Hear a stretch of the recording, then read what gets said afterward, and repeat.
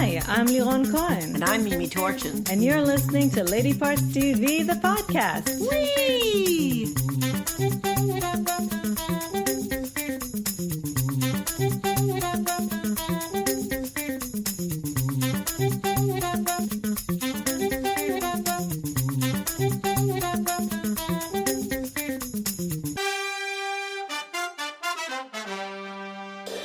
Hello. Welcome Hi. to our podcast. Hi. I got caught off guard. I was watching Lola. Yes, Lola's here. Well, she's here, but she's not going to talk. No. She might play with my headphones, though. Hi, everybody. Welcome back. And we'll start you off with some stats, and then we'll get right to it. So we tallied 55 primetime shows in the 2 weeks that we've been off, and out of which written or co-written by women, 30, which is 60%. Yay. Good week.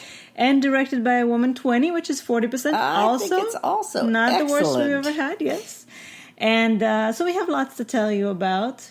First of all, we're going to review a new British show for you. It's on Acorn TV. It premiered April 8th with its first two-part mystery episode, and then it has a total of three two-part mysteries. It's called Queens of Mystery. It's called Queens of Mystery, and it's created by Julian Unthank. What a kind name. of a weird name. And it's starring Olivia Vanall, Sarah Woodward, Siobhan Redmond, and Julie Graham. And narrated by Juliet Stevenson. That was the most exciting thing of all to me. And she has the least amount to do. That's funny. Now let's start by the fact that I don't like things that are narrated in general. It takes me out of the realism of the show. But this show is not supposed to be particularly realistic. It isn't. It's even though bad things happen to people, it's very lighthearted. It's sort of a cross between Midsummer Murders and Agatha Christie. Right. And it's not my particular, favorite type of show. Yeah, and I love British stuff, and I love mysteries, and it's also, in general, not my favorite kind of. Well, I'll tell you what it's about. So it's about these three sisters and their niece, and the three sisters are crime mystery novel writers. Well, they write a variety of different kinds of crime things. Well, novels. but the fact that they write about the Right. stuff, of course, as it's a trope. It's been done before, so it makes them able to have this criminal mind that helps solve mysteries. And their niece is a whatever they call it, a sergeant, detective sergeant, Yeah. and together they solve mysteries. They're sort of her Jessica Fletchers, but they're not quite as old. And there's the biggest mystery, of course, you have to have something personal. The biggest mystery is Matilda, the niece, her mother, the fourth sister, she's disappeared.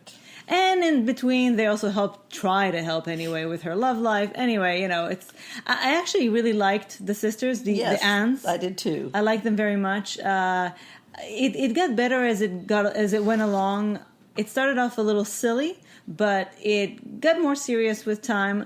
Not enough to make me want to watch another one, but if you like that type of genre, and listen, Midsummer Murders and Agatha Christie and Miss Marple, they've all gone on forever. Yes, and there's tons of fans. This one, as opposed to Midsummer Murders, is really female-centric. It couldn't really be more female-centric. No, it's all women. Yeah. And So if you like Midsummer Murders, I think you'll enjoy this. Yeah. It's, again, called Queens of Mystery on Acorn TV.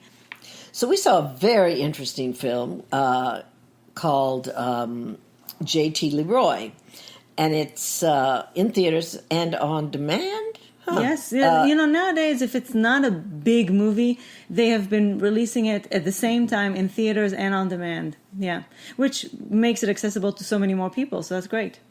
And anyway, it's April been, 26th. Yeah, which is actually tomorrow. Right now. So, no, for us it's tomorrow. No, it can be. It's Friday. Today. And then for everybody else, if you're listening to this, then you can already see it.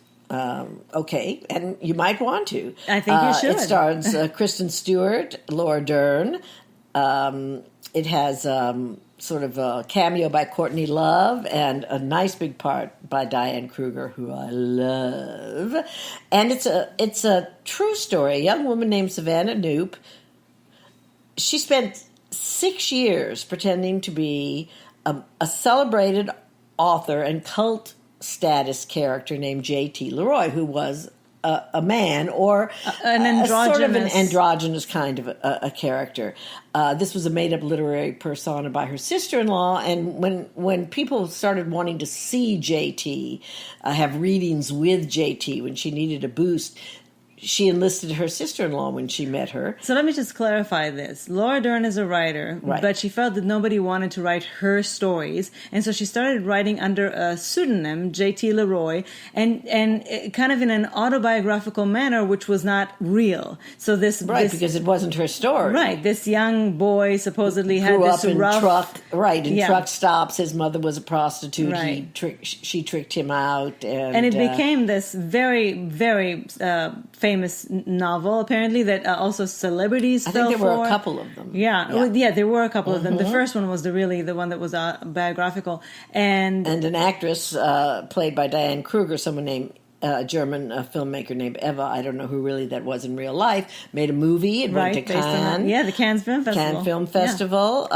So it was a big deal. A lot of people fell for this. Yes, and Kristen Stewart is, of course, the perfect character to play someone playing someone androgynous because she is very androgynous. If it sounded familiar to you and you're an SVU fan, there was a very similar story to this on SVU. This season, This season, right. I found it fascinating. It was directed by Justin Kelly, right. And the script was also by him. Yes. Which was co-written actually by Noob.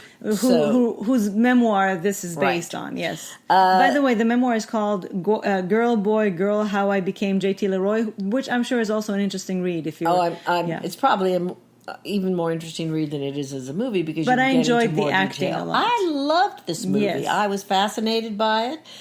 It was interestingly done. As Leron says, wow, true story. You can't make this shit up. It also explores a lot of questions of sexual orientation, gender identity, yes. which was fascinating. Right. And I like people using people, how you use people to get ahead. And to me, I mean, yes, this was a false story. Yes, this was a character that was not true.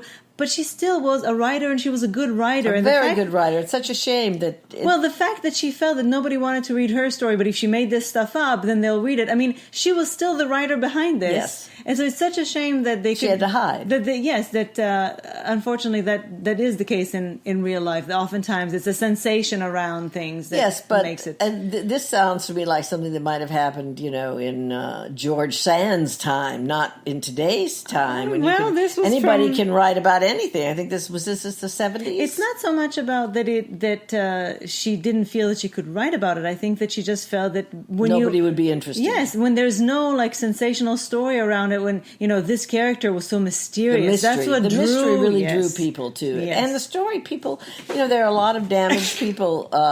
Sorry, Lola in the was world, just running around, and they felt a connection to this character. Yeah, it's a really, really, really good movie. I highly recommend you check it out.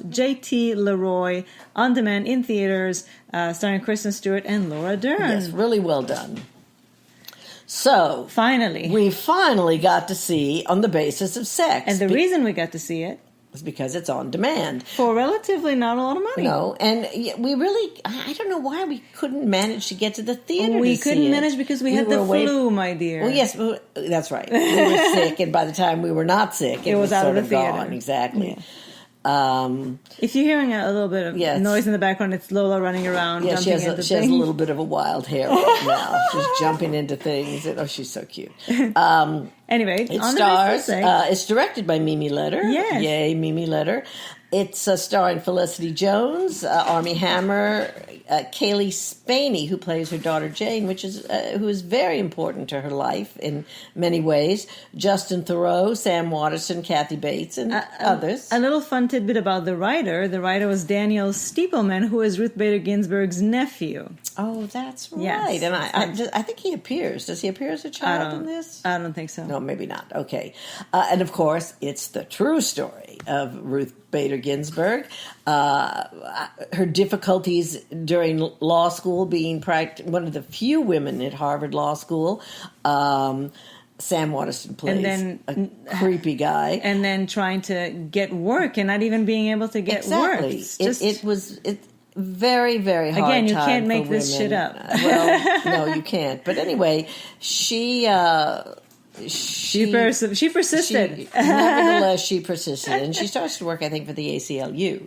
Well, after she becomes a law professor, right. and then she becomes involved with a case because the fire burns inside her. She just wants so badly to make a difference in the world, and so she finds a way to do it. Right, and this is equality on the basis of sex. Well, what I like about this movie is because her life is so.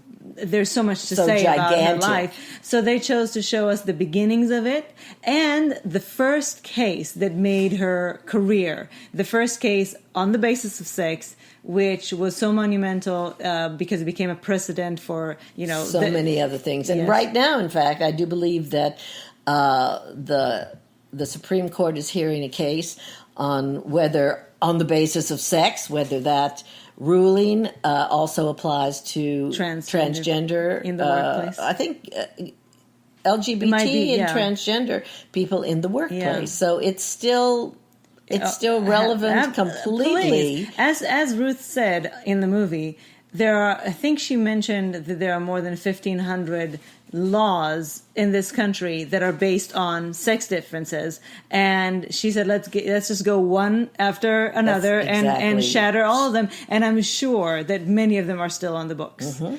So it was a wonderful movie. I loved it, and also Armie Hammer was very good, and as her husband. She and her husband had a perfect marriage in many, many ways. He was so supportive of her. He really encouraged her. I think he was one of those rare husbands who did not feel that he was in her shadow. No, he wasn't. He was also a very successful lawyer himself. And it's wonderfully written, and her daughter was a feminist, and she really a new kind of feminist. Because she was like the 60s, 60s, yep. Right? And so I loved to see. I never knew about how much her influence on her helped her dare to do this. Yes, her influence on her daughter made her daughter partly who she was, and her daughter made Ruth partly who she was. It was a great thing to add. And I adored Felicity Jones. Yes. She was perfect. She really evoked the person that I feel could have been a young Ruth and Bader good accent. Ginsburg. Yeah, she had a very New York accent. Because is she from Brooklyn or the Bronx? And then in the end, you see Ruth herself, and I just felt like I could cry. It was a wonderful movie. It was a very intelligent movie. Well, how could it be anything but an intelligent movie? It's about Ruth Bader Ginsburg or Wonder Woman. She is the greatest, and please, God, let her live forever. On the Basis of Sex, on demand right now. If you haven't seen it yet, highly recommended. Now more than ever, it's just so relevant. Now, this is something that a listener or a viewer, a follower anyway, emailed us about. And thank you so much. You know how much we appreciate your suggestions and ideas. So something like this we would probably have never heard about, except, when you guys tell us about. So this is an Indian web series. It's called Maaya, Maaya 2. I think it's the second season. I think because it seems like the story starts at the beginning of the second season. Maybe the first season was about something else entirely. Mm-hmm. So this is the second season, 12 episodes. The first one is on YouTube for free, but then they have information in the description on how it's an app you need to download, and I guess then you subscribe and you can watch the full series. And it's a lesbian love story. It takes place in India. Mm-hmm. Current times. Yes. Very well made. Very well made, especially for a web series. Yes. Good production values. It was created by Vikram Bhatt, who is actually a man, starring Leena Jumani as Ruhi and Riyal Gaur as Simi Sood, and the story of these two girls who fall in love. Ruhi is a very established lesbian. She knows who she is. She knows what she wants, and she's actually not, very shy about it. Simi Sood is somebody who she falls in love with, and she's in the public eye too. She's a little bit. She's a budding singer, and she is engaged to be married with an arranged marriage to this awful man that Ruhi actually works for. Terrible man. Yes, and Ruhi works for. Yes. Imagine that. And Ruhi is also a feminist, and so when this is going to be this evolving relationship between the two of them. It's very well made. It has. I rather enjoyed it. Yes, it has little hints of Bollywood in it, which I love because it keeps, it kind of true to the tradition of where it came from. And it got great ratings on IMDb from people who watched the entire thing. I mean, we can't really tell you because we only watched the first episode. But we are going to watch more. Yeah, I mean, I really enjoyed it. Again, it's called Maaya2, Maaya, and the number 2. And we highly encourage you to go to YouTube and watch the first episode. Support it. And then, download the app, pay the few bucks that it is to just watch the series. And thank you again for your recommendation. Yes, and send keep them over. Coming. Yeah, Absolutely. send more of them. I mean, we watch a lot of things. A friend of ours just asked us, where on earth do you find the time to... And how do we manage to keep them in, how do we in know? our brains, it's hard. Yes. And have a life. Well, mostly we don't have a life. No, we do have a life. We do. But this is our passion. And Yes. when you have passion for something, you make it happen. You make it work. Mm-hmm. Okay, the last item on the list before we go to Mimi's Game of Thrones review of the 2 weeks, I guess, that we missed. Mm-hmm. And by the way, I do want to mention that The Resident, a couple of weeks ago, had an excellent episode about the dangers of mothers in childbirth, specifically when it comes to racial disparity. It was an excellent and very important episode. Very disturbing and moving, and it was really upsetting, and it was brilliantly done, I felt. And this is, in the developed world, the United States is number 1 in the most dangerous country to have a baby in. Really, and people? It's hard to imagine that anybody would allow that to happen. The second thing I wanted to mention is The Code, the recent episode that they had about women in the military and advances and the dangers in advances, and it's a very good episode. Yes, because it engenders so much ill will from men, not even necessarily their own soldiers standing by them, just men. Even when women succeed and advance in the military, they're exposed to so much more danger because of that. So again, fascinating angle that I never thought of before. Now, this is just quickly to mention that FBI surprised us with a kind of a spin-off that they threw into one of the regular FBI episodes. As soon as we saw it, I said, wait a second, are they launching a spin-off? And sure enough, they are. It doesn't have a premiere date yet, but it's called FBI Most Wanted, starring Julian McMahon, Who many of you the will Aussie. remember from many things, from... was it Nip Tuck? Nip Tuck and Another World. And for me, from Home and Away. And Ilana de la Garza is also in it. Ilana de la Garza is playing another one of these very attractive women of a certain age, although she's still rather young, I feel, who is playing a high-up official in law enforcement who doesn't get much to do. Yes. Like Celia Ward. And it's like they're ticking a box. Yeah. Yes, we have a strong female character here, even if she barely has a word to say. The late captain on the Rookies. Yes. At this point, it just looks okay to me. None of the characters or the actors are particularly compelling, but it takes time. At least we already know a little bit more about their lives than we know about the characters on FBI, which I find very curiosome. That we're almost at the end. Curious? I did. I like that. It's almost at the end of the first season, and we still barely know anything about them. We know literally zero about Celia Ward's character. Yes, she is a total enigma. And why? Why not give us? I mean, Dick Wolf is a veteran in these shows, and he should know by now that we need a little bit of personal. Now we know that Jubal is a former alcoholic. We knew that before, I think, and we know that her husband died. I mean, but still, it's not enough. I mean, again, Dick Wolf should know by now. He's so huge. He should know by now that we need to get to know our characters, and he obviously felt that in FBI Most Wanted, he was going to give it to us. But that was always a Law and Order problem for a long time. It was you an know SVU more now, but it took years. We're in the 19th season or something. Yes, but I don't feel that it's a long time. But I don't feel that it's changed because time has progressed and they were able to introduce more things. I think it's changed because when it premiered that long ago, it wasn't very common to combine serial and episodic. Now they know that everything has to have elements of serial. You have to know about the people's lives. That's how you care. That's where you tune in next week. Mm-hmm. And it's not like the old days when they wanted you to be able to, watch it while you're ironing or something, because they wanted as many eyeballs as possible. Now when you have so many possibilities and options, you have to grab them by making them care about the characters, about, something that goes on from one week to the next. So Dick Wolf, I hope you're listening. I know, because he really needs to pay attention a to little what master class, we right? say, because poor guy, he's struggling. Well, watch Shonda every now and then. Just sprinkle a little bit of Shonda on your shows. Anyway, FBI Most Wanted, we'll tell you when we know when it's actually going to premiere, but they definitely wanted to introduce it to make... Yeah, I'd take a chance on it. Yeah. And now, if you're a Game of Thrones fan, and if you're caught up with the latest episode, here is Mimi's Corner on Game of Thrones. I wish I could hum the... Thank you so much, Liron.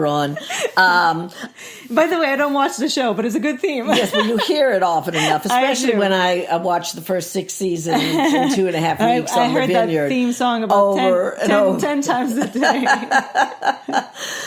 First of all, let me just say that I had a couple of little criticisms about the first episode, which was fantastic, even though I said that there were, it was still sort of a tame episode, even though there were big moments. And part of the things that I was miffed about was how they could just sort of throw in, almost as an afterthought, the zombie dragon destroying the wall in Castle Black. It was a huge event shot as a throwaway. Well, that's because I decided to just go ahead. I didn't have time to watch the previous episode, which aired directly before the premiere of the new season. And all of the things that I had a little criticism about, they all happened. I just forgot. This is, by the way, why I say, though I understand that with Game of Thrones, with a show like that, you have to end on a really big theme. But this is why I always say cliffhangers are so stupid, because by the time you get to the next season, you've already forgotten about that. Well, they weren't really cliffhangers. They were just big events. Yeah. And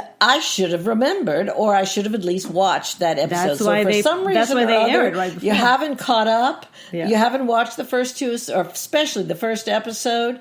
Go back and watch. I think it's called The Dragon and the Wolf.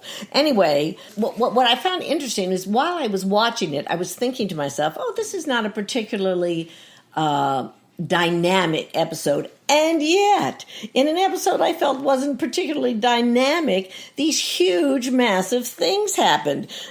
Jon learns Dany is his sister. Theon Greyjoy rescues his sister Yara, and they regain their navy. Samuel learns that Daenerys killed his father and brother, though he should have thanked her for killing his horrid father. Jaime Lannister arrives all by himself to fight with the North because his crappy, vile sister reneged on her. I just can't wait till I just want her dead. I'm sorry, folks. I'm sorry. I want Cersei dead. Yeah. Yes, I hate her. Did I say that the wall was melted by the dragons? I did. It was just so amazing. And I also realized in this episode who the people are that I just don't think I can bear to lose. I know we're going to lose a lot of people, but I just can't bear to lose Daenerys, Arya, Jon, the remaining 2 dragons, Jaime, and the last of the dire wolves, Arya's. I think I can let almost everybody go. I kind of would miss Brienne of Tarth, but I'm prepared to lose other people. But these people I just can't bear. Now, episode 2 was a very introspective, kind of quiet, sentimental episode. It was a lot of one-on-one conversations. And by the way, I loved Sansa's battle clothes. They were so hot. I could hardly stand it, all that leather. She looks good in black, I'll tell you. I love the conversation between Dany and Sansa. It was people making connections, people getting over old grudges in order to face the fight that was coming, and it's going to be a big, big, big fight. Did you say that there are 6 episodes in this? 6, a total of 6? Yes. Wow, so they have to cram a lot into. Yep. Yeah. Great reunions with Jaime and Brianna and Sansa and Theon. These are all people who knew each other, cared about each other, and hadn't seen each other for a while. The conversation between John and Danny about his paternity was fascinating. And another reminder that everybody knows they're probably going to die. Arya decides to lose her virginity. She said she doesn't want to die without having, missing another important experience that she should have in her life because she's quite young. So that was pretty surprising.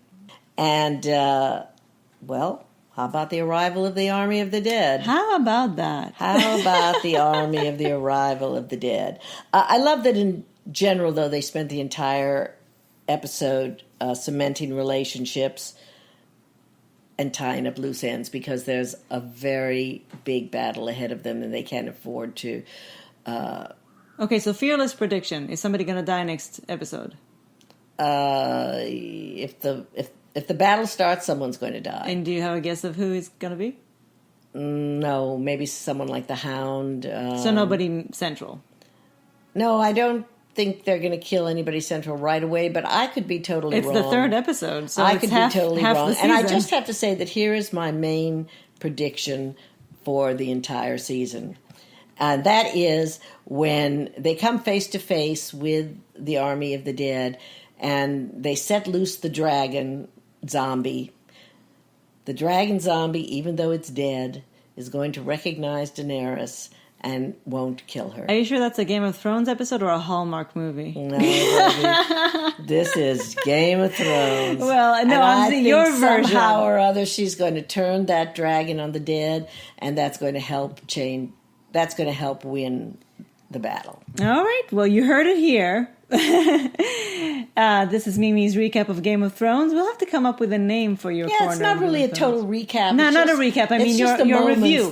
No, your review. Yeah, of course. We don't do recaps. I just have to tell you that you're never going to get a bad review from me on anything on Game of Thrones. But just in general, I mean, your thoughts, your feelings. This was a quiet, reflective, very important show to prepare us for the horrors to come. Well, you're more than invited to email us your thoughts on Game of Thrones. I will send them right through to Mimi. And yeah, almost done. Anyway, thank you for joining us. Have a wonderful spring. Yes, it's beautiful out there. Beautiful. It's a little chilly today. I actually have long pajama bottoms on, which I haven't had all winter. Unless you're in Australia or Africa or South America, and then enjoy whatever it fall. Is that's going on. Exactly. And we will see you and talk to you right back here next week. Okay. Bye. Bye.